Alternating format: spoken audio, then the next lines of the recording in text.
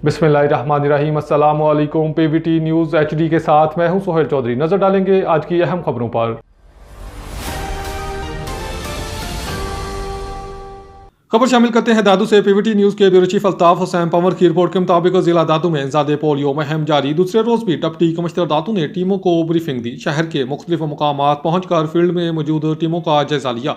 जिला दादू में इंसादे पोलियो मुहिम का भरपूर नमूने से जारी है। डिप्टी कमिश्नर दादू सैयद मुर्तज़ा अली शाह ने टीमों को डिस्पैच सेंटर मखदूम बिलावल से ब्रीफिंग देकर फील्ड में रवाना किया। बाद अज़ां मुख्तलिफ मुकामात का दौरा किया। दौरे के दौरान डिप्टी कमिश्नर दादू ने जोही मोड़ और दीगर मुख्तलिफ मुकामात पर पोलियो टीमों की कारकर्दगी का जायजा लिया। इन्होंने पोलियो टीमों की टेलीशीट्स, बच्चों की फिंगर मार्किंग और कतरे पिलाने के अमल और कोल्ड चेन मेंटेनेंस का तफसीली मुआयना किया। डिप्टी कमिश्नर दादू ने पोलियो टीमों को मुहिम के दौरान जिम्मेदारी, दयानतदारी और मुकम्मल कवरेज को यकीनी बनाने की खुसूसी हदायत जारी की। न्यूज़ स्टूडियो से फिल वक्त इतना ही। मजीद खबरों और तफसीलात के लिए देखते रहिए पीवीटी न्यूज़ एचडी।